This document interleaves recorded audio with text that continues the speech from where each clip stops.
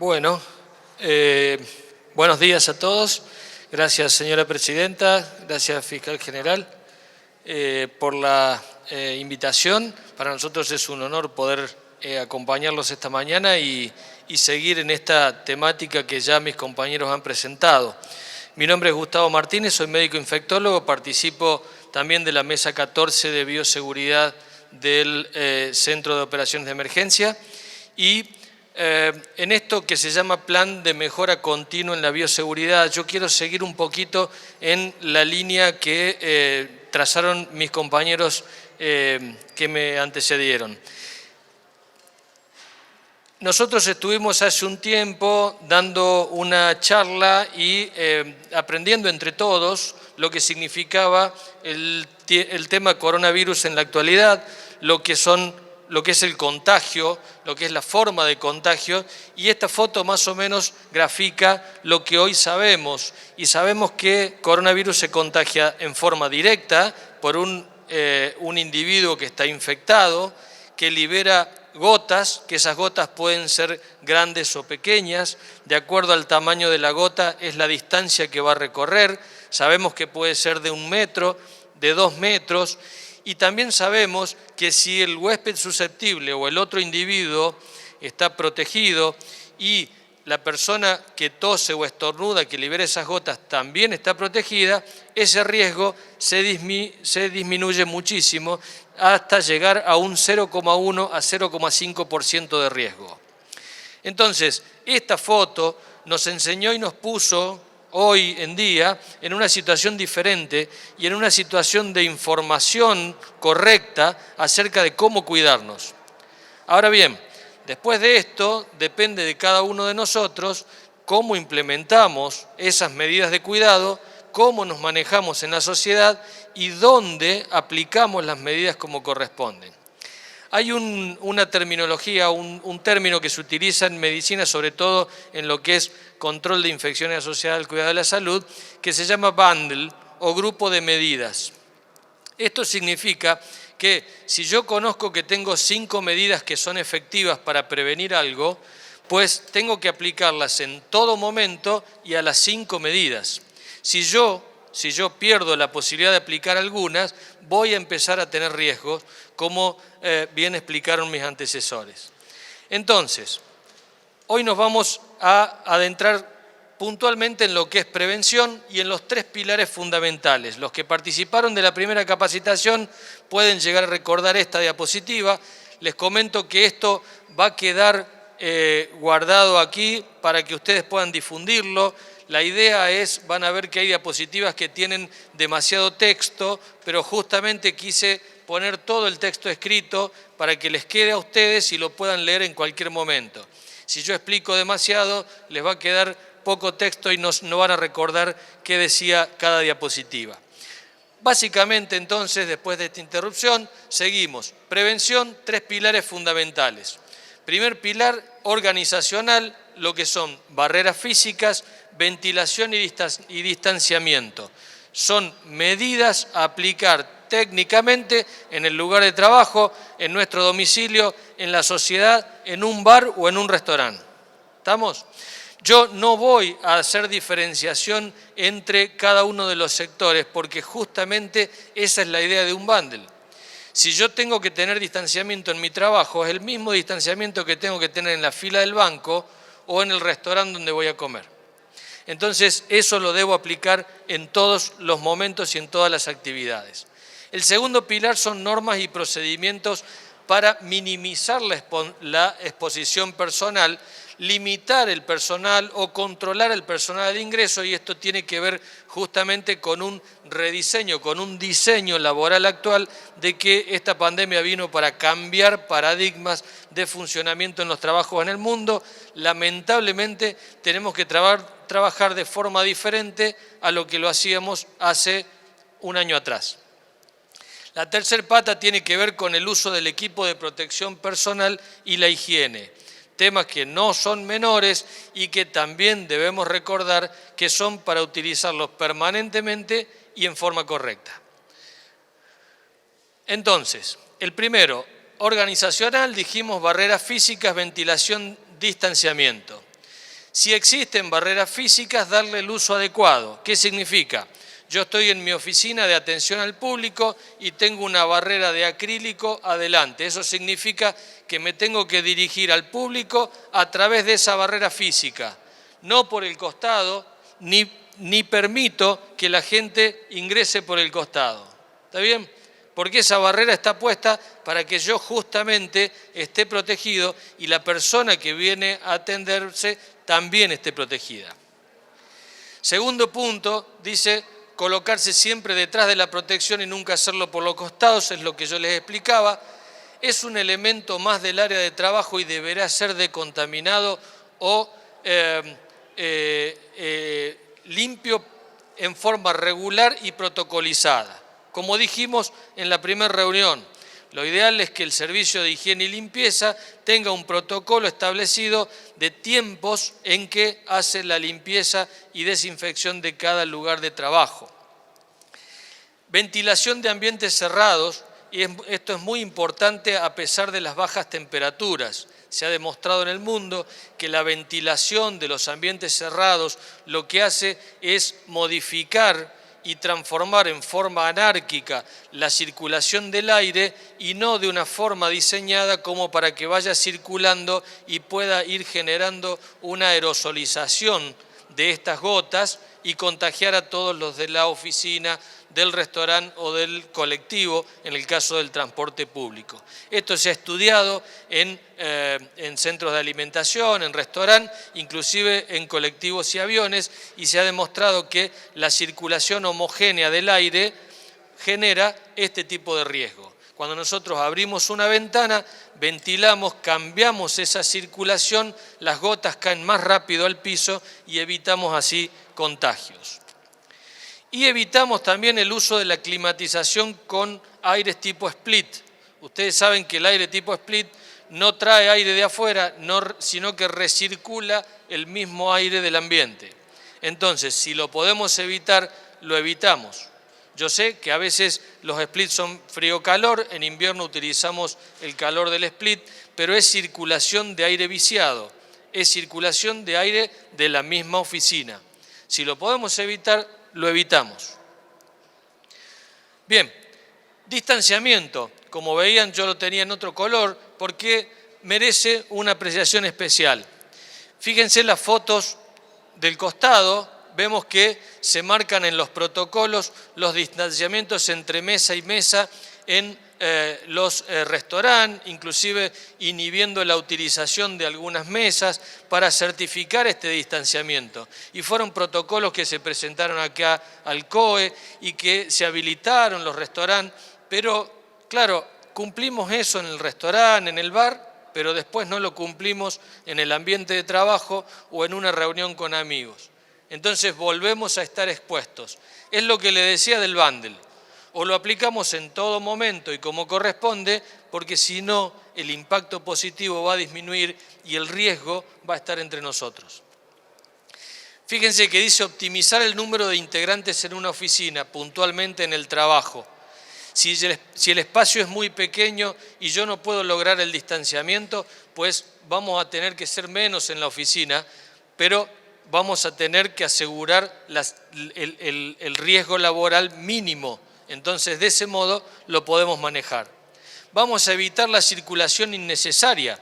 Si yo no necesito ir a otra oficina, juntarme con otra persona, pues no lo hago. Estos son los cambios de paradigma que tenemos en el ambiente laboral. Tenemos que entender que estamos viviendo un momento especial. Esto no es lo mismo que agosto del 2019, donde nos juntábamos, recorríamos oficinas, intercambiábamos opiniones, charlábamos del fin de semana. No, esto es otro momento, este es un momento especial y tenemos que entenderlo así. Diálogos justos, en voz baja y con la protección necesaria. Se ha demostrado de que si yo elevo el volumen de voz, genero mayor distancia de estas gotas que yo les explicaba. Entonces, hablar en voz baja, para poder hablar en voz baja tiene que haber menos sonido ambiente y por eso ustedes habrán escuchado por ahí que no se habilitaban algunas actividades que implicaban música o ruido, porque eso hace que se eleve la voz permanentemente y al elevar la voz se aumenta el riesgo. Entonces es fundamental también este tema. Desalentar la circulación entre oficinas es más o menos lo que venía diciendo. Si no necesito ir a otra oficina, no voy. Y esto tiene dos motivos de explicación. La primera es que en esa oficina puede haber alguien positivo, yo voy, vuelvo a mi oficina y ya puse en riesgo a toda mi oficina. Entonces ya estoy diseminando ese riesgo que estuvo puntualmente en una sola oficina. Hay algo que se llama trazabilidad. Si yo tengo un infectado en una oficina y no compartió momentos con gente de otras, solamente tengo esa oficina comprometida. Pero si hay circulación masiva, estoy en problemas serios. Entonces ese es un concepto básico que tenemos que tener en cuenta. Áreas de descanso iguales a las recomendaciones generales, no relajar las medidas. Si yo tengo una cocina, tengo un ambiente donde tengo una silla y una mesa, si yo hago esto en los restaurantes, también lo tengo que hacer en ese lugar. Y si esa cocina no tiene lugar más que para una persona, pues tendrá que haber una sola persona. Por ahí decimos, ¿cuál es la distancia lógica que tenemos que tener? Porque cuando voy a la cocina no uso barbijo, voy a comer o a tomar algo. Entonces, indudablemente me tengo que quitar el barbijo.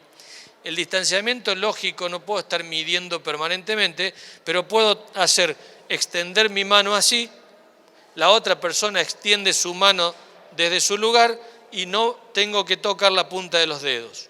Y esa es una distancia lógica de interacción entre personas, ¿sí? Siempre que yo pueda, termino de tomar mi infusión o termino de comer, inmediatamente vuelvo a ponerme el tapabocas, vuelvo a ponerme el barbijo, ¿sí? Bien, normas y procedimientos, dice minimizar la exposición del personal, limitar el personal y control del personal de ingreso. El comisario habló un poco sobre este tema y es un tema no menor. Optimizar la cantidad necesaria de personal presencial, y esto lo vimos al comienzo, después es como que nos relajamos y todos quisimos hacer presencial. Me parece que hay que volver a entender este concepto. Con cada oficina, valorar la posibilidad de que haya gente que pueda hacer tarea no presencial, tarea a distancia. Recordemos que el riesgo adentro de nuestros domicilios es muy inferior al riesgo que tenemos circulando permanentemente. Eso no cambió, eso no se modificó. Puede haber cambiado la modalidad de la cuarentena, podemos estar agotados, cansados, pero eso no se modificó y ahora hay mucha más circulación viral. Entonces es un momento para retomar estas técnicas de optimizar la cantidad de personal. Regular estrictamente el control sanitario del personal al ingreso, y esto también es importante. La gente que está al ingreso tiene que tener dos conceptos básicos, o tres, digamos. El primero, promover la higiene de manos y valorar que la persona que está entrando tenga su barbijo y usado como corresponde. Ese es el primer punto. El segundo punto es controlar la temperatura a todo el mundo. Y el tercero es preguntarle, de acuerdo a una grilla establecida, algunos datos importantes. ¿Tuvo tos? ¿Tuvo fiebre? ¿Estuvo en contacto con algún familiar positivo para coronavirus? ¿Visitó algún familiar que haya viajado? ¿Ha viajado usted a otra zona? En fin, preguntas que están previamente establecidas en los protocolos del COE y que se deben tener en cuenta los ingresos. Fíjense, dice, no minimizar ningún síntoma o signo. Tos, fiebre, cefalea, o sea, dolor de cabeza, diarrea o vómitos sin una causa aparente, falta de aire, dolor de garganta, pérdida del gusto u olfato y decaimiento. Por ahí hemos visto casos de gente que se sentía mal a la mañana con cefalea, con sensación de fiebre, como que se estaba por engripar, se toma un analgésico y se va a trabajar. Mal. Eso es lo que no hay que hacer. Justamente no minimizar lo que uno está sintiendo, porque ponemos en riesgo al resto de la gente que trabaja en nuestro ámbito. Dar aviso inmediato a las autoridades ante la necesidad de activación del protocolo, por agente con algún síntoma o signo sospechoso. Esto es para la gente que está como personal de ingreso. Personal de ingreso, controla la temperatura, 38 grados una persona, además refiere cefalea o tos, inmediatamente se activa el protocolo, esa persona tiene que saber qué debe hacer, que es aislar a esa persona en un lugar ventilado y dar parte al servicio sanitario del lugar. Y de ahí se activaría el protocolo de esa persona como sospechosa COVID y que no puede ingresar a la institución. No se pueden minimizar estos riesgos. Avisar obligatoriamente en caso de un contacto con caso COVID. Si yo vengo a trabajar y digo, sí, vino mi hijo que vive en Buenos Aires, pero ¿qué voy a avisar? Me van a decir, no, debo avisar. Es una responsabilidad individual. Debo avisarlo y generalmente lo que se hace es acordar con la oficina y esa persona deberá estar en cuarentena si estuvo expuesta. Pero lamentablemente es una situación donde cada información cuenta y es muy importante para la salud general del resto del edificio. Dijimos que la otra pata era el uso de EPP. EPP es equipo de protección personal. Ese término por ahí lo han visto demasiado y esa es la significación. Higiene de manos con agua y jabón o alcohol en gel. Ya mis antecesores hablaron bien de este tema.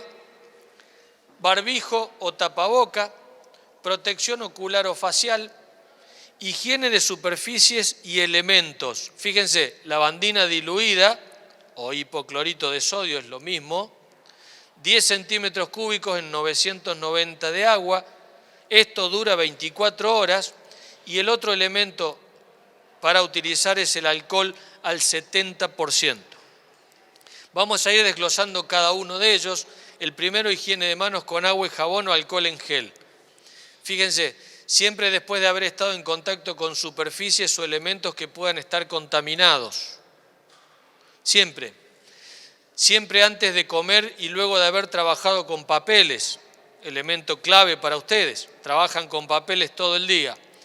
Fundamental, termino de trabajar, higiene correcta de manos. Y después sí, como, tomo lo que quiera, pero higiene correcta de manos. La eficacia es comparable entre las dos modalidades. Si yo utilizo agua y jabón o alcohol en gel, es igual de eficaz. La diferencia está en la accesibilidad que yo voy a tener. Si yo tengo que dirigirme 30 metros para ir hasta el baño, donde hay solo agua fría y no tengo toalla descartable, y bueno, va a ser más fácil que tenga alcohol en gel. Pero si yo tuviera ese elemento, es exactamente igual en cuanto a la eficacia.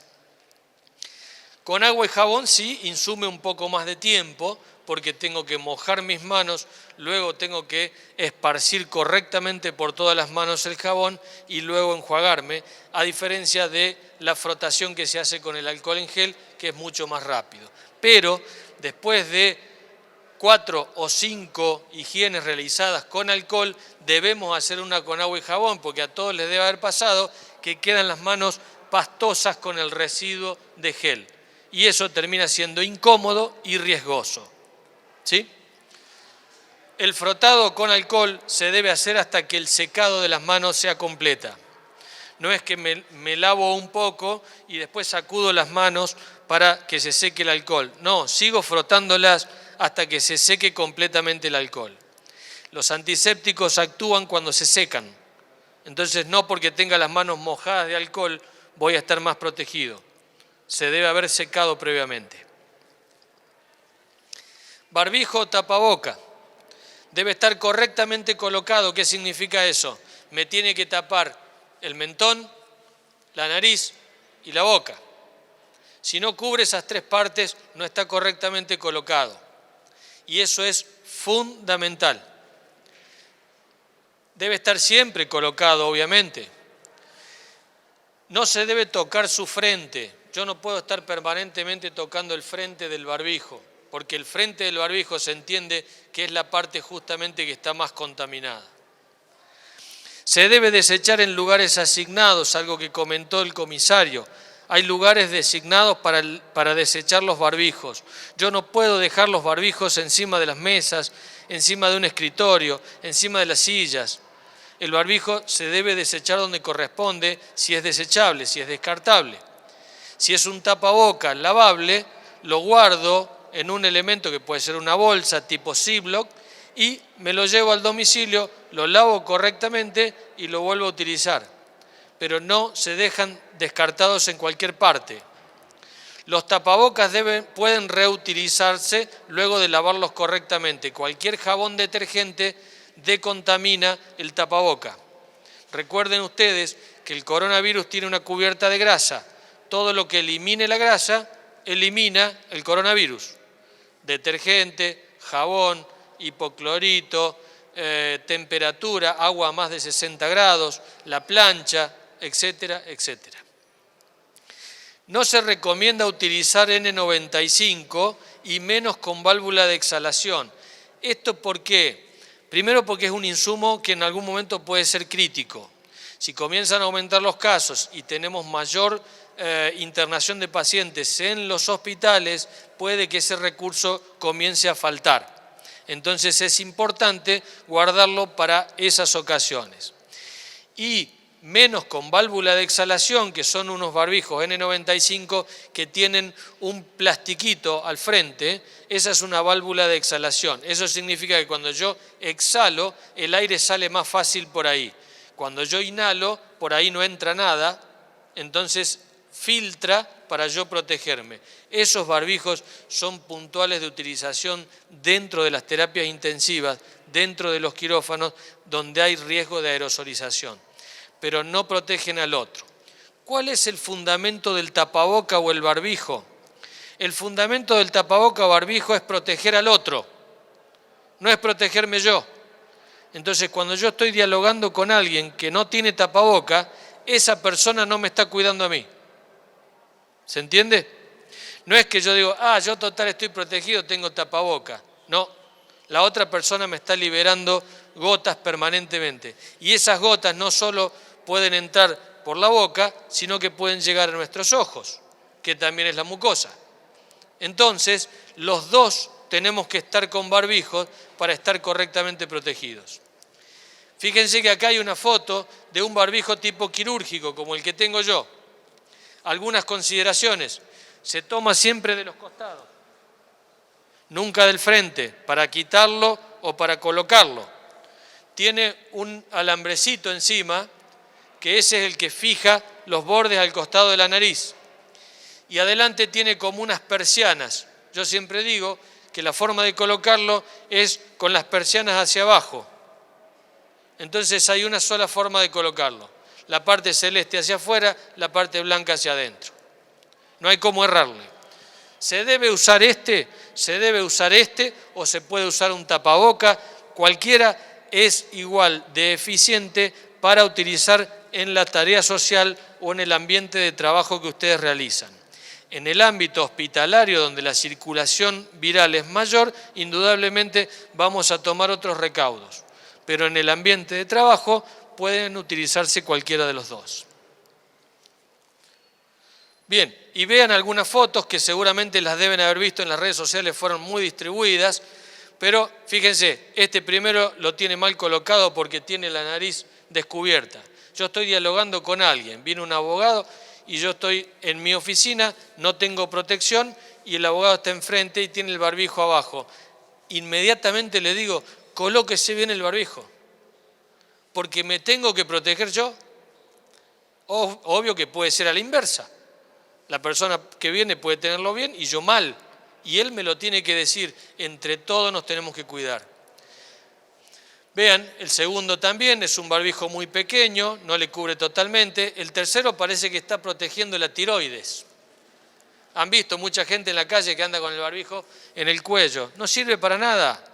Al contrario, es un riesgo, es peor llevarlo ahí. Entonces, no tiene ningún sentido. Y este barbijo es demasiado grande, por lo tanto, queda muy flojo, queda muy abierto a los costados y tampoco nos está protegiendo porque por los costados no protege absolutamente nada. Esta señorita tiene correctamente colocado el barbijo, ¿ven?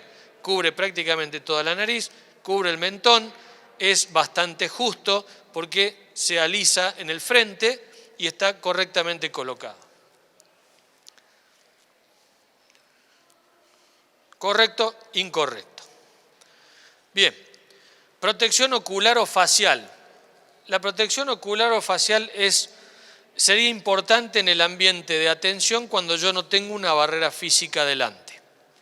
Entonces, en ese caso, nos protegería de salpicaduras, entre ellas las gotitas de flush, que son las gotitas que se liberan permanentemente al hablar. Y me van a decir, bueno, pero si los dos tenemos barbijo, sí es correcto, si los dos tenemos barbijo, bajamos el riesgo. Pero permanentemente atendiendo en un lugar con nuestras mucosas oculares expuestas, suma un riesgo que lo podríamos evitar. Y para eso existen las protecciones oculares, que pueden ser de las más rudimentarias y básicas hasta las más sofisticadas. No tendría sentido utilizar las más sofisticadas en este ámbito, pero sí una protección facial que cubre el frente y los laterales de la cara y supera el límite del mentón hacia abajo. O también puede ser utilizar este tipo de gafas que son reutilizables, que se utilizan en la industria y se compran hasta inclusive en las ferreterías. Para la gente que no utiliza lentes aéreos, podría usar este tipo de gafas. Si yo utilizo lentes aéreos, es difícil tener los lentes aéreos más las gafas. Fíjense que se reutilizan, pero luego de utilizarlas una vez, tengo que decontaminarlas con una solución de alcohol al 70% o algún tipo de detergente. Siempre de la zona menos contaminada a la más contaminada. O sea que el frente es lo último que tengo que limpiarle. Pero siempre después de usarla debo de contaminarla y la vuelvo a utilizar las veces que sean necesarias. Las lentes de contacto no son medio de protección alguno. No porque usemos lentes de contacto pensemos que estamos protegidos. La mucosa del ojo va mucho más allá que la parte del iris. Entonces el lente de contacto no sirve para protegernos de esto. Y si disponemos de una separación física de acrílico o de vidrio, no sería necesaria la protección facial, siempre y cuando utilicemos correctamente el acrílico en el frente. Higiene de superficies, esto es lo que habíamos hablado al principio. Vean la dilución, 10 centímetros cúbicos de lavandina en 990 de agua, y eso es suficiente. Repito este término porque se ve en muchas circunstancias. Al 1% es lo máximo de concentración del hipoclorito, puede ser al 0,5%, puede ser hasta incluso la mitad. Puedo poner 5 centímetros en 995 de agua y transformo en 1 litro de solución antiséptica. ¿Qué sucede? Que por ahí se utiliza demasiado concentrado el hipoclorito, la lavandina, produce gases que son tóxicos, nos provocan lagrimeo, incomodidad en el trabajo. Imagínense con un barbijo, con una protección facial, con ese gas de la lavandina que está entrando y nosotros tener que movilizarnos, termina siendo un sacrificio enorme poder trabajar de ese modo. Entonces también tenemos que estar cómodos para pasar toda la jornada. Idealmente se debe protocolizar la periodicidad de higiene y desinfección de las superficies. Deberíamos acordar con el servicio de limpieza que cada tanto tiempo el servicio de limpieza venga y haga la decontaminación de los protectores, de los escritorios, sobre todo donde hay interacción permanente con gente que viene y se va. ¿Sí? No consumir ningún tipo de alimentos en el sector de trabajo sin previa desinfección de superficies. Doy el mismo ejemplo de la otra vez. Como ustedes ven, por ahí somos reiterativos, pero no hay otros conceptos. Son estos, no podemos inventar nada nuevo. Pero es típico alguien que está trabajando y al lado tiene una galletita, cada tanto come una galletita y sigue trabajando. Error, grave error, porque ahí está el riesgo. Entonces, dijimos, trabajamos, higiene de manos, higiene del escritorio, la comida. Comemos y después volvemos a trabajar. ¿Sí? El hipoclorito de sodio o la lavandina debe guardarse tapado, sin diluir y en su envase original preferentemente, porque si no se inactiva, deja de ser útil. El hipoclorito de sodio puro no sirve, hay que diluirlo siempre, por eso digo que a veces la gente dice, no, bueno, no importa, pero le tiro un chorrito de lavandina. Nada, chorrito de lavandina no sirve, es lavandina diluida en agua, máximo al 1%. Nunca se deben mezclar detergentes con hipoclorito, nunca detergentes con lavandina mezclados. Los gases que produce son tóxicos y son muy riesgosos para la salud. En un ambiente cerrado pueden ser tremendos. Bien, hay algunas acciones o elementos de riesgo en el trabajo y no se alarmen porque ya vamos terminando. Voy a mostrar algunas fotos de algunos elementos que son muy amigables, pero que nos pueden generar un riesgo en el ambiente laboral. Vean el primero, dispenser de agua caliente y fría. Cada uno va, pone su termo en el pico de agua fría, lo completa, toma del termo, vuelve, completa. Si el pico del termo está tocando el pico del dispenser, puede quedar contaminado y los otros que ponen el termo empiezan a contaminar sus termos. Entonces, cuidado con estos elementos, utilizarlos responsablemente, higienizar los picos permanentemente y, sobre todo, utilizarlos a distancia para que los elementos no toquen los picos del dispenser si es que son muy necesarios. Segunda foto, indudablemente todo el mundo lo conoce, todo el mundo lo ve, parece que fuera una verdad absoluta y revelada, pero créanme que la gran mayoría de los brotes que estamos viendo tienen que ver con esto. La gran mayoría. No quiero individualizar, pero les puedo asegurar que los últimos 10 o 15 brotes que se dieron en Córdoba tuvieron que ver con este señor y con el asado. Entonces, evidentemente, tenemos demasiado cuidado en algunas actividades, queremos ser demasiado cuidadosos en el trabajo, pero después nos damos vuelta y recibimos un mate. Entonces, cuidado, porque tenemos que ser cuidadosos en todo ámbito, en todos lados, no solamente en el trabajo, sino en las conductas individuales, personales, en cada barrio, en cada ciudad, en cada lugar, en cada sociedad y en cada familia. Próxima foto. Un amigo entrañable de la oficina.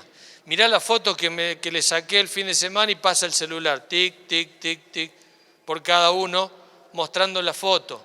Entonces el celular, hay estudios por doquier que muestran la cantidad de bacterias y las posibilidades de adherencia de diferentes gérmenes al celular. Entonces son elementos personales. Y es un elemento clave también que lo toqué y después estoy comiendo o lo toco mientras como. Higiene de manos, el celular ahí lo toco después de comer. Y no se comparte absolutamente en ningún ámbito. Otra foto, lo que se compone con la primera, que son los termos, que son individuales, que nunca se deben compartir, que siempre debemos ser cuidadosos en el llenado de estos termos individuales porque generan un riesgo. Y la última, que puede tener que ver con algunos utensilios de la oficina que también deberían ser individuales. Y tampoco deberíamos tener lapiceras de uso común dentro de las oficinas, sino individuales, cada uno utilizar la propia. No es un riesgo altísimo como puede ser abrazarse o dialogar más de 15 minutos sin barbijo, pero insumen un riesgo mínimo pero presente. En resumen, distanciamiento físico siempre que sea posible, acá en la oficina, en el pasillo, en el supermercado o en el banco. Distanciamiento social, brazo extendido del otro, no me tengo que tocar la punta de los dedos. Esa distancia como mínimo. Evitar circular o interactuar con personas si no es estrictamente necesario. Estamos viviendo un momento donde lo ideal es venir de nuestras casas, hacer el triage inicial, ir a nuestra oficina, hacer el trabajo diario, salir por el frente y retornar a nuestros hogares. Terminó el ámbito laboral. Pero es difícil porque entiendo que tenemos una cultura diferente y trabajamos siempre interactuando con el resto y dialogando más de lo que por ahí sería necesario. Tenemos que tratar de utilizar los diálogos a distancia, vía Zoom, celular, llamadas telefónicas, que hoy en día tienen menos riesgo que este acercamiento. No compartir ningún tipo de elemento personal, utensilios de cocina, mate, termos, elementos de trabajo, etcétera, como dijimos, indudable. Equipo de protección en contacto con otras personas sin distanciamiento, que estén correctamente colocados y siempre colocados. Nos entregaron algo, nos dieron algo, dinero, vino el delivery, higiene de manos posterior. Fundamental, después de tocar algo que nosotros sospechemos que está contaminado, que no es nuestro, que no lo tuvimos nosotros permanentemente, higiene de manos. No subestimemos ninguna dolencia, desde nuestro hogar o al ingreso a la institución, al ingreso al trabajo. No pensemos que no le siento olor al perfume y no le siento el gusto a la comida, pero debe ser que me estoy por resfriar. No lo subestimamos nunca, lo ponemos en evidencia, lo decimos, hablamos con nuestro jefe, hablamos con el servicio médico, pero tenemos que considerar todo lo que sintamos. Y la higiene de manos y superficies asiduamente, correctamente, permanentemente, exageremos con esto. Vean que hasta ahí yo no planteé nada del otro mundo, no planteé que venga un avión y que decontamine todo tribunales. Planteé cosas básicas, necesarias, que cada uno puede cumplir y que de ese modo entre todos nos vamos a cuidar. En tribunales, en el súper, en nuestros hogares. Tengamos presente la universalidad de estos actos. Responsabilidad social fuera del ámbito laboral. Los peligros existen, dependen de nuestros actos convertirse en riesgos. Cuidemos nuestra salud y la de los demás cumpliendo las normas de bioseguridad. Esa es mi dirección de email. Esta charla va a quedar grabada aquí para que la puedan distribuir, la pueden utilizar permanentemente a toda la persona que quiera. Sí, bueno, la licenciada Lucero me acota algo que por ahí puede ser interesante. Cuando dijimos optimizar el recurso humano, también es importante poder hacer rotaciones de equipos de trabajo. Un equipo de trabajo que trabaje una semana, otro equipo de trabajo trabaja otra semana, entonces no todo el equipo está en contacto permanente. ¿Por qué? Porque si una persona del equipo se enferma, todo el equipo tiene que ir a cuarentena 14 días. Entonces, de ese modo, si existe la posibilidad, de acuerdo al número de integrantes, podría ser que se optimice la atención y se disminuya el riesgo de quedar sin gente en la oficina durante 14 días.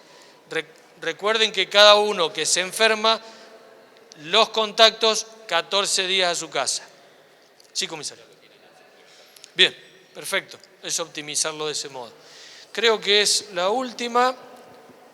Sí, exactamente. No sé si habilitamos preguntas. Bueno, sí, si alguien quiere hacer una pregunta, no vamos a usar micrófono para la pregunta, así que se paran y preguntan los que tengan alguna duda. Nidia Modesti. No, que hay oficinas que no tienen ventanas, o sea que no podemos tener una ventilación natural. Y tenemos sistema split frío-calor. Independiente del calor o frío, digo, es la circulación del aire. ¿Qué sugiere hacer en ese caso? Sí, una solución podría ser cambiar el tipo de calefaccionamiento. O sea, en lugar de prender el split frío-calor, tener otro tipo de estufa eléctrica, radiador, algo por el estilo, para modificar eso. Podría ser una opción. La otra opción, en ese caso, es optimizar el número de personas que integran la oficina. Si no tengo ventilación, es un ambiente totalmente cerrado, tengo que optimizar las distancias de acuerdo a los metros cuadrados. Si la distancia no la puedo lograr porque trabajan 4 o 5 personas y están muy cerca, bueno, tendrá que trabajar la mitad, lamentablemente, para optimizar esa permanencia en esa oficina y sobre todo permanentemente con la protección de nariz y boca. Perfecto, muy bien, así lo estamos haciendo. Y una última preguntita es, porque bueno, las cosas van cambiando, o sea, uno no sabía mucho de este virus y todavía no sabemos muchas cosas. Pero ¿cómo es la situación respecto a las personas de riesgo? ¿El asma crónico estacional se considera de riesgo o no? Todos los riesgos respiratorios los debe considerar el médico de cabecera siempre y cuando sean enfermedades crónicas. Hay algunos que no merecen ninguna discusión, como puede ser la enfermedad pulmonar obstructiva crónica. Hay asmáticos que sufren EPOC, sufren enfermedad pulmonar obstructiva, y hay otros que no. Entonces, el médico de cabecera, el neumonólogo en este caso, es quien debe determinar si eso insume un riesgo para la salud de esa persona.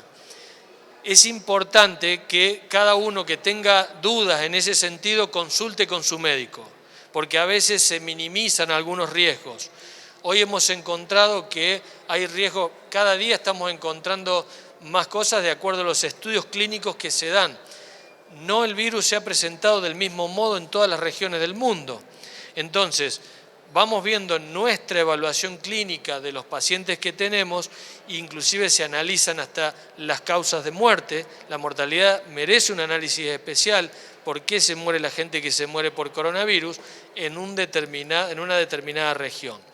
Y en ese sentido estamos encontrando que hay algunas causas comunes, como el tabaquismo ha sido fundamental en todo el mundo, de pronóstico de mala evolución, la obesidad, la diabetes descompensada, enfermedades pulmonares crónicas persistentes, son enfermedades puntuales o riesgos puntuales que se han visto permanentemente, inclusive inmunodeprimidos oncológicos también. Muchísimas gracias, es No, muy por clara favor. la explicación. Yo te lo sostengo.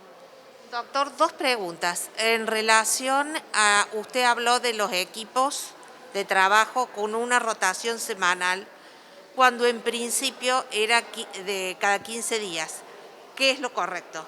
Sí, lo ideal sería cada 15 días. Lo que hemos visto es que lamentablemente cuando va disminuyendo la cantidad de personas de un equipo, o porque hay gente en cuarentena o porque hay gente infectada, entonces el mínimo indispensable son 7 días.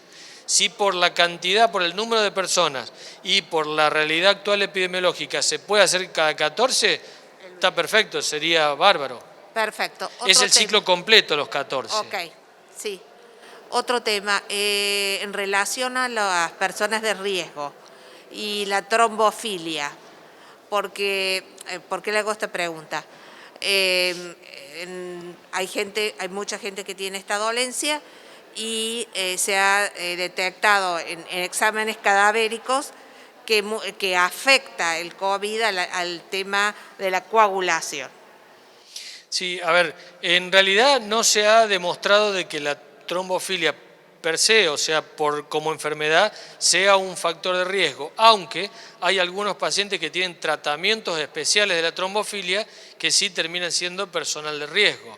De todos modos, insisto con esto, la gente que tiene dudas sobre su dolencia, su patología, quien sufre trombofilia tiene un hematólogo de cabecera permanentemente, entonces debería consultar con ese profesional que lo conoce desde tiempo para establecer precisamente cuál es la realidad de riesgo que tiene. El profesional se puede inclusive hasta extender un certificado en el caso que sean patologías que no son de las más comunes que estemos viendo como riesgo. Y la otra es la edad, indudablemente. Hay la edad mayor de 65 años, así no tenga patología de riesgo, la recomendación es no exponerse. Muchas gracias. No, de nada. Con respecto a la rotación del personal, tenemos una diferencia de interpretación en los protocolos que ustedes han autorizado para el Poder Judicial con recursos humanos. Nosotros entendemos por una cuestión sanitaria que todo el mundo debe rotar, todos los equipos deben rotar, independientemente de la tarea que hacen. Y de recursos humanos hay sectores que no están rotando porque no pueden hacer trabajo remoto o teletrabajo. Esa es la explicación que nos dan. Que rotan, los otros equipos rotan porque pueden hacer teletrabajo y los equipos que no pueden hacer teletrabajo no rotan. Nosotros tenemos una interpretación sanitaria que todo el mundo debe rotar. Quisiera que nos saque esa duda. A ver, existe algo que se llama modelo ideal y modelo observado. Del modelo observado es la realidad que tenemos. El modelo ideal es el que está allá arriba y es al que uno debe aspirar. Hay situaciones puntuales donde es difícil, es imposible. Le doy un ejemplo para que usted entienda. En los hospitales se empezó haciendo rotaciones cada 14 días. Cuando nosotros empezamos a tener, por ejemplo, en el polo sanitario, que es el centro de atención COVID, personal de salud afectado en los equipos, ese personal que estaba 14 días afuera tuvo que hacerse presente antes al trabajo, transformándolo a 7 días. Y algunos equipos han tenido que trabajar al 5.º día de descanso. ¿Por qué? Porque la realidad obliga a otro contexto, a otra situación epidemiológica y a otra situación puntual. En este caso es exactamente lo mismo. Dentro de la estructura imagino que habrá personal esencial que es necesario tener 5 agentes para realizar una tarea y si yo tengo 2 no la puedo realizar, pues entonces en ese caso los 5 agentes deberán tener que venir permanentemente. Es lo que se llamaría personal esencial dentro del organigrama institucional del lugar. A veces se puede, a veces no se puede, pero lo ideal sería armar equipos, pero si la situación no lo permite, es difícil e imposible. Eso habrá que ver cada contexto, cada realidad, cada actividad. Y la segunda es con respecto al distanciamiento social en las oficinas. Se tiene que respetar sí o sí. Si una oficina, póngale, hay oficinas que tienen, o secretarías de juzgado que tienen 7, 8, 9, hasta 10 empleados. Si la oficina da para que el distanciamiento sean 3 empleados, tienen que ser 3 empleados. No puede haber ni 4, ni 5, ni mucho menos planteles completos. Porque también tenemos problemas con jefes de oficina que están llamando a más personal del que delimita la superficie de la oficina. Sí, claro. A ver, el tema es que justamente, si yo tengo 10 personas en la oficina, la capacidad física no da para 10 personas, no pueden cumplir el distanciamiento y además tengo los 10 empleados en riesgo permanente. Si uno se infecta, se pierde esa oficina completa. Entonces la optimización es dejar 5 que van a cumplir el distanciamiento, los otros 5 con teletrabajo o lamentablemente licenciados, hasta que puedan rotar, venir esos 5 e irse los otros.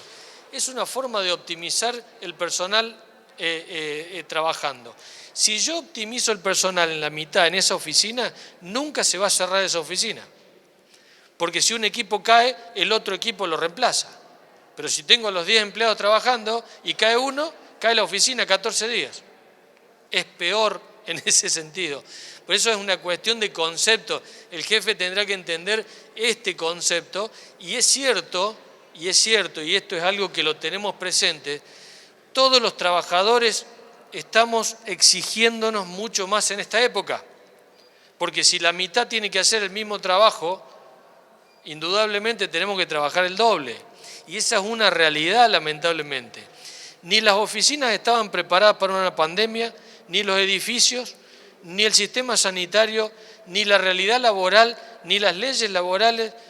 No estaba el mundo preparado para esto. Esto es una realidad que lamentablemente la vamos viviendo día a día y nos vamos adaptando a esto, a intentar llegar al modelo ideal que no va a existir y sabemos que van a haber discrepancias y que van a haber desigualdades en todo esto. Pero lamentablemente tenemos que buscar cómo optimizar que el personal tenga la salud necesaria, fundamental, para que ese lugar siga funcionando normalmente o al menos lo mejor que pueda. Y si me permite la última, tiene que ver con los grupos de riesgo y los factores de riesgo. Hay personas que no integran grupos de riesgo por ejemplo, insulinos no dependientes, pero que tiene 2 o 3 factores de riesgo. Esa, por ejemplo, es diabético que no usa insulina, pero además tiene exceso de peso y además asma, que no sea severo. Esa combinación de factores de riesgo, ¿no pueden hacerlo integrar ya a un grupo de riesgo cuando se combinan 2 o 3 factores de riesgo? Vuelvo a lo mismo. En ese sentido, esa persona tiene un médico de cabecera que lo conoce perfectamente porque tiene 3 patologías complicadas, crónicas, que implica tener un médico de atención permanente por esas 3 patologías. Ese índice de riesgo deberá evaluarlo su médico de cabecera y extenderle un certificado correspondiente de acuerdo a lo que él cree científicamente que es el riesgo de ese paciente. Por ejemplo, si yo tengo un grado de inmunodepresión es cuando mis defensas están muy bajas, existe un límite, para poner una entidad, las personas viviendo con VIH. Las personas viviendo con VIH no tienen el mismo riesgo todas las personas. El que tenga menos de 200 CD4, que es un índice de depresión de la inmunidad, tiene riesgo y tiene que estar en su casa. Y el que tiene más de 200 puede hacer vida normal porque tiene el mismo riesgo que el resto de la población. ¿Se entiende? Entonces, esas evaluaciones son puntuales y debe hacerlas cada médico de cabecera, extendiendo el certificado correspondiente de acuerdo a lo que él crea que es el riesgo de ese paciente.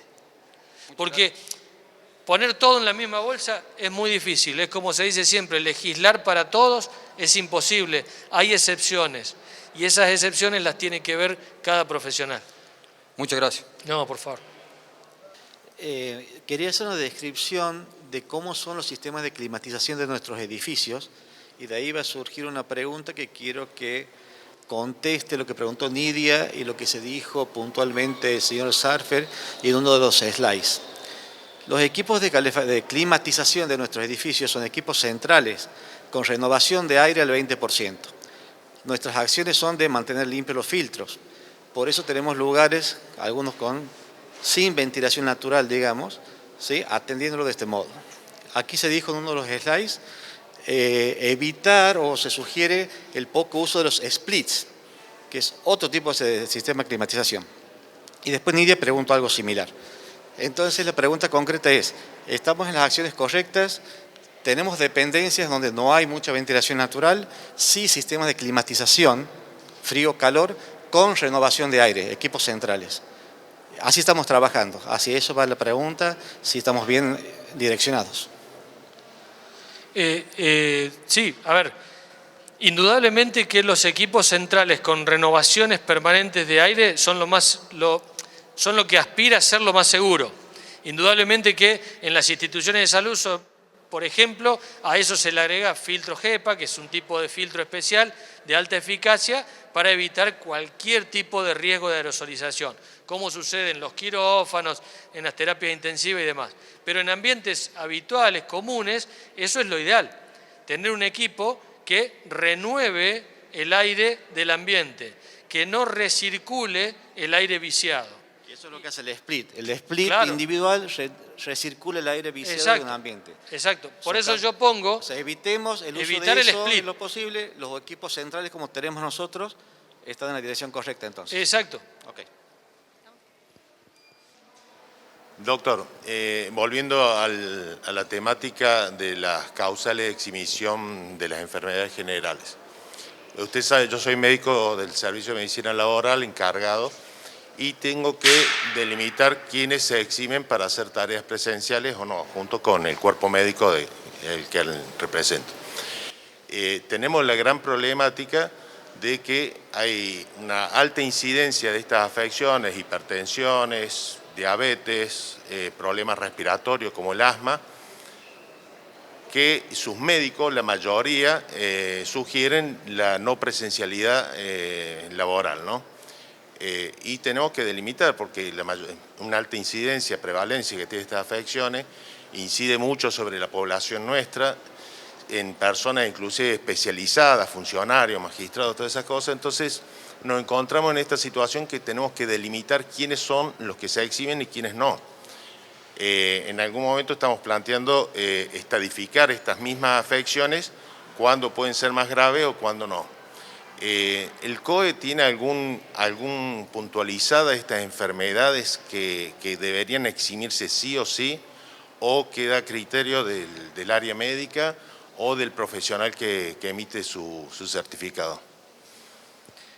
Primariamente existe el protocolo oficial que depende de todos los protocolos internacionales, inclusive el de Nación lo mismo, con una resolución desde Nación que da las normativas de cuáles son en principio las enfermedades que se consideran como de riesgo.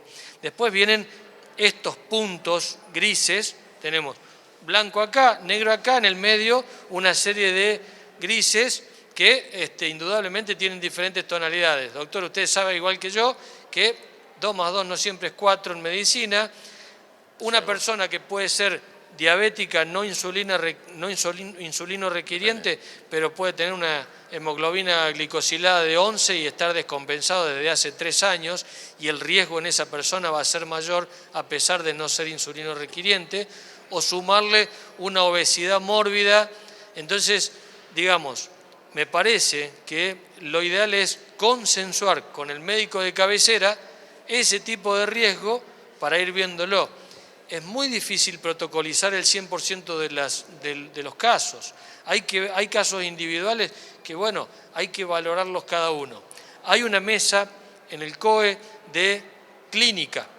La mesa clínica lo que hace es evaluar permanentemente.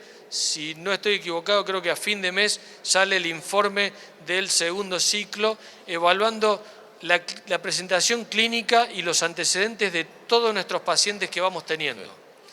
Esos datos son importantes, ¿por qué? Porque justamente ahí nos van a dar más o menos cuáles son las personas con mayor riesgo que hemos tenido en nuestra jurisdicción, en Córdoba, ¿no? Pero, insisto, me parece que tiene que surgir de un debate entre el médico que extiende el certificado, que conoce el paciente, y, en este caso, el ámbito laboral. Sí. Es complicado.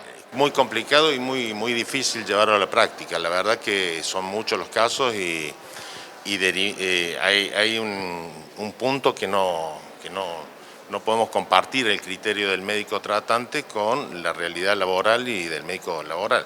Sí entendemos que el riesgo de cualquier persona, ya sea mayor de edad, de los 60, 65, el hipertenso, tienen más probabilidades de contraer, de una vez contraída la enfermedad, más riesgo en la convalecencia, eso no hay duda. De todos modos, el punto ideal es una cosa, como usted planteó, y el punto real es otra, ¿no? O sea, tenemos que dirimir ese aspecto. Bueno, sí. No significa que uno, porque tenga una condición de riesgo, es más propenso a contraer el virus. El riesgo de contraer el virus es exactamente el mismo en todas las personas. Lo que se modifica es la evolución que puede tener la enfermedad, que ya no va a ser la única variable la carga viral o la cantidad de virus que ingresó a la persona, sino su sistema inmunitario, la posibilidad de defenderse de esa enfermedad, ¿no? Es la respuesta del huésped, que se llama. Sí, es complicado, es cierto eso. Y no es el único caso tribunales, o sea, eso es bastante global. Es una realidad sin duda. De la población del Poder Judicial, un alto porcentaje tiene estas afecciones y son esos grises que tenemos que delimitar, que no es fácil para nosotros. Complicado. ¿Sí? Por allá atrás. ¿Qué tal? Buenas. La pregunta va apuntada a la parte de limpieza. Nosotros nos pasa que ahí tenemos algunas veces casos sospechosos o casos concretos de COVID. En el tema de la limpieza, nosotros automáticamente el lugar donde trabaja esa persona lo estamos desinfectando. Pero, por ejemplo, cuando son edificios como este o un edificio más grande, ¿hay que desinfectar todo el edificio o la parte donde la persona normalmente está y circula? ¿Sí? No, digo que me refuerza, Vicky, que nosotros hacemos las limpiezas habituales todos los días, pero es para saber concretamente, porque estamos teniendo algunos inconvenientes, sobre todo con las personas que quieren que limpiemos todo el edificio. Imagínense que si se da un caso acá en este edificio, tenemos cada vez que se hace limpiar todo el edificio, pero si hay que hacerlo, lo que ustedes recomienden, no sé cómo sería. Yo intuyo que el edificio se limpia Sí, en su todos los totalidad. días Claro, el edificio o sea, se limpia todos los días, los espacios comunes y las oficinas. Yo aprovecho que está la doctora Fernández, que es microbióloga. Ella siempre dice que los bichos, las bacterias, los virus y demás no tienen garrocha, no saltan, no vuelan, no se trasladan, no caminan. O sea, todos estos agentes infectantes necesitan un vehículo. Ese vehículo generalmente son objetos o son las manos. Entonces, indudablemente, el lugar, el peridomicilio, como se llama, de ese caso puntual, debe tener un tratamiento especial inmediato porque es el lugar que más esa persona ha tocado o ha tenido interacción. Quizá esa persona no fue ni al estacionamiento ni al baño del segundo piso, entonces la higiene y desinfección tiene que ser la habitual y nada más. Y otra cosa para recordar, con la higiene habitual que se hace, que incluye o detergente o hipoclorito, sería suficiente para decontaminar esa posibilidad y evitar ese riesgo. Recordemos siempre que es muchísimo más probable que otra persona en la interacción nos contagie y no un elemento inanimado. Es mucho más difícil recoger el virus del baño que de otra persona con la que no nos estamos cuidando. Así que eso hay que tenerlo presente y afianzar sin duda la higiene de manos en esa gente que está cercana a esa oficina. Y esa es la segunda pregunta. La verdad que quedó clarísimo, estamos haciendo de esa forma. Y la segunda pregunta, más que pregunta, es sobre todo eso, ya que esto va a estar filmado y volcado a todos los empleados, que por más que el Poder Judicial hizo una inversión enorme en bioseguridad, en todo eso, lo más importante es reforzar eso, que cada uno tenga el hábito de esto que acaba de decir, el distanciamiento, el uso del barbijo, todo eso, porque si no podemos hacer inversiones enormes, limpiezas enormes, y no va a dar el efecto necesario, ¿no es cierto?, hacia las personas. Sí, totalmente de acuerdo en eso, reforzando eso. Yo puedo estar de acuerdo con alguna medida que se implemente, política, sanitaria, lo que sea, pero lo que no se puede discutir es el hecho de cuidarme y cuidar al resto de la sociedad. Pues esa es una cuestión básica de supervivencia. Todo ser vivo lo hace. Todo ser vivo se cuida de no morirse. Y nosotros por ahí tenemos conductas que son temerarias. Temerarias. Cuando uno ve veía una imagen de un tren en el mundo, abarrotado de gente, uno dice, pero es imposible, es ilógico. O sea, es como que la gente está buscando enfermarse. Y recordemos esto, no es que el que contraiga coronavirus se va a morir, pero el que contrae coronavirus y lamentablemente tiene factores de riesgo, la puede pasar muy mal o puede terminar con su vida. Y a eso es lo que tenemos que cuidar. Es lo que nos cuesta tanto desde el COE poder promocionar esto en la gente joven. La gente joven aprendió de que a ellos no les pasa nada, de que la mayoría son viejos y entonces los viejos, pero yo soy joven, a mí no me va a pasar nada. Entonces me junto con 20 amigos, como asado, tomo Fernet, comparto la jarra, todo, total, somos todos jóvenes de 20 años. Cada uno de esos jóvenes de 20 años vuelve a sus hogares y se encuentra con sus padres. Y sus padres les llevan la comida o los elementos de compra del supermercado a los abuelos. Entonces el círculo ya no es esos 20 chicos que se juntaron a comer un asado, sino la familia de todos esos 20. Y eso es insolayable. Eso no tiene nada que ver ni con la política, ni con las medidas sanitarias. Eso tiene que ver con un instinto de supervivencia y una responsabilidad social, que nosotros debemos diseminarla no solo desde el ámbito sanitario, desde la sociedad misma. Es indiscutible. Señores, no van a tener riesgo ustedes, pero sí la familia, sí la gente grande. Todos tenemos gente grande o gente con patologías en cada familia. Entonces, indudablemente, por eso yo insisto tanto en la responsabilidad social, extralaboral. porque no solo es el trabajo, no solo son los elementos en el trabajo, sino del mismo modo tenemos que comportarnos en la sociedad. Sí, doctor. Permiso. Si nos podría definir qué es el contacto estrecho. ¿A qué entendemos un contacto estrecho con coronavirus? Para que quede bien grabado acá para interpretar la gente. Y cuándo no sería el contacto y no hay que tener problema. Contacto estrecho es toda persona que haya interactuado sin medidas de protección durante más de 15 minutos con el infectado. ¿Está bien? Sí. Si esa persona que interactuó con el infectado más de 15 minutos sin las medidas de cuidado, sin barbijo, sin higienizarse las manos, tocándose los ojos o algo así, es contacto estrecho. Ahora bien, el que después estuvo con este señor y el que estuvo con ese señor ya dejó de ser contacto. Hay un juego de palabras que es muy interesante. Dice, contacto de contacto no es contacto. ¿Está bien? Sí. ¿Por qué? Eso se va cercando desde el punto de vista epidemiológico, porque si yo lo amplío, llega un momento donde toda la sociedad somos contacto. Entonces hay que centralizarlo generalmente o preferentemente a la gente que tiene el riesgo puntual de haber contraído la enfermedad. El problema es cuando yo tengo, por ejemplo, un contagiado encima de un colectivo donde van 40 personas, porque ahí los contactos son los 40. Y es muy difícil poder verlo, por eso es tan importante la trazabilidad, por eso es tan importante saber en esta oficina esta semana quiénes trabajaron, en esta oficina quiénes trabajaron esta semana. Entonces, si salta uno positivo ahí, yo sé que esa persona interactuó con esos otros 4 que van a ser los contactos. ¿Se entiende? Sí. Ese es, digamos, son conceptos epidemiológicos, ¿no? No, sí, lo entiendo así, pero quería que quedara grabado. Gracias, doctor. Buenos días, doctor. De la Oficina de Unidad de Salud Ocupacional.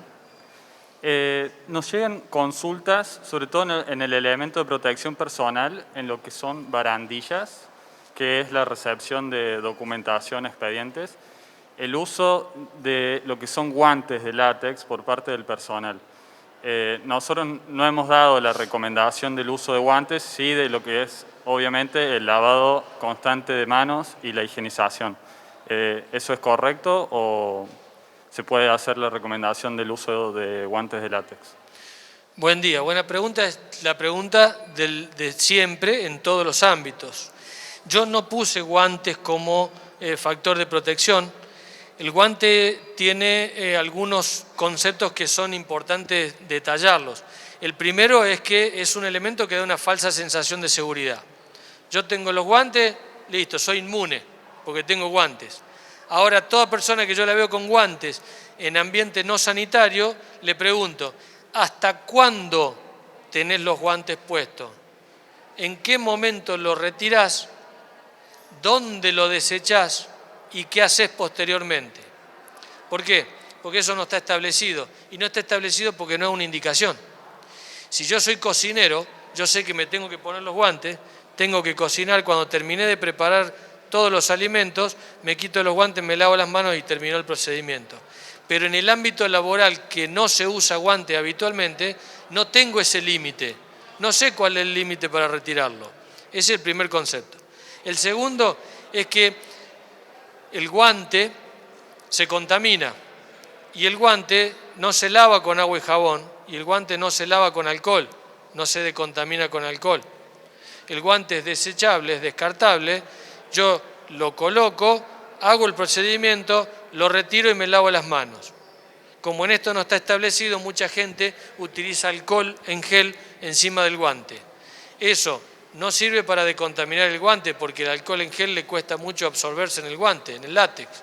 Y segundo, dilata los poros, lo que hace que los gérmenes de la mano salgan hacia afuera y los gérmenes de afuera ingresen debajo del guante. Conclusión, el guante no suma absolutamente ninguna medida de prevención. Y por eso se insiste tanto en la higiene de manos y no en el guante. En este contexto, ¿no? En el ámbito hospitalario es otra cosa. Ahí hay kits especiales de protección donde a partir del kit 1 incluye guantes, porque se hacen tareas que tienen que ver con salpicaduras de sangre y otros efluentes de la persona que pueden estar contaminados y que ahí sí el guante cumple un rol especial. Muchas gracias. No, nada. Bueno, no hay más preguntas. Vamos a pagar horas extras a los disertantes por todas las preguntas. Así que, bueno, nada, me parece que fue una actividad interesante.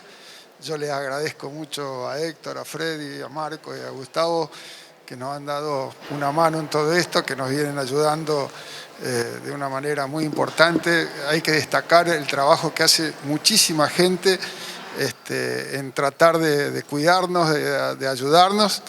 Y creo que podemos tomar conciencia a partir de ahora de que tenemos un montón de cosas para hacer dentro del Poder Judicial, para cuidarnos mejor, para trabajar mejor. Así que yo les pido que le demos un aplauso y que con eso nos despedimos.